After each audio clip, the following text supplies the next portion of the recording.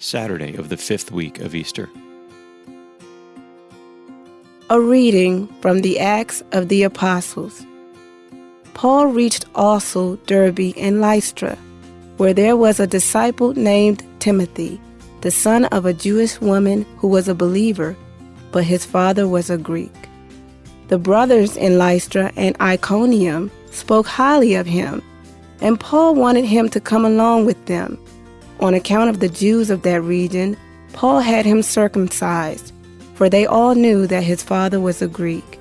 As they traveled from city to city, they handed on to the people for observance the decisions reached by the apostles and presbyters in Jerusalem. Day after day, the churches grew stronger in faith and increased in number. They traveled through the Phrygian and Galatian territory, because they had been prevented by the Holy Spirit from preaching the message in the province of Asia. When they came to Mysia, they tried to go on to Bithynia, but the Spirit of Jesus did not allow them, so they crossed through Mysia and came down to Troas. During the night, Paul had a vision. A Macedonian stood before him and implored him with these words, "Come over to Macedonia and help us."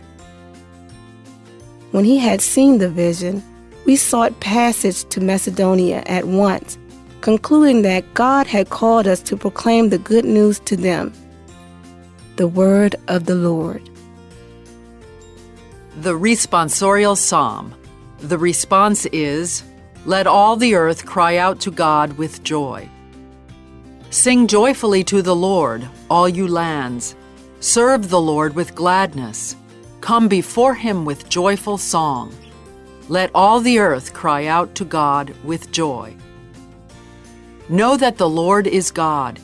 He made us, his we are, his people, the flock he tends. Let all the earth cry out to God with joy. The Lord is good, his kindness endures forever, and his faithfulness to all generations. Let all the earth cry out to God with joy." A reading from the Holy Gospel according to John. Jesus said to his disciples, "If the world hates you, realize that it hated me first. If you belong to the world would love its own. But because you do not belong to the world, and I have chosen you out of the world hates you. Remember the word I spoke to you. No slave is greater than his master. If they persecuted me, they will also persecute you. If they kept my word, they will also keep yours. And they will do all these things to you on account of my name, because they do not know the one who sent me."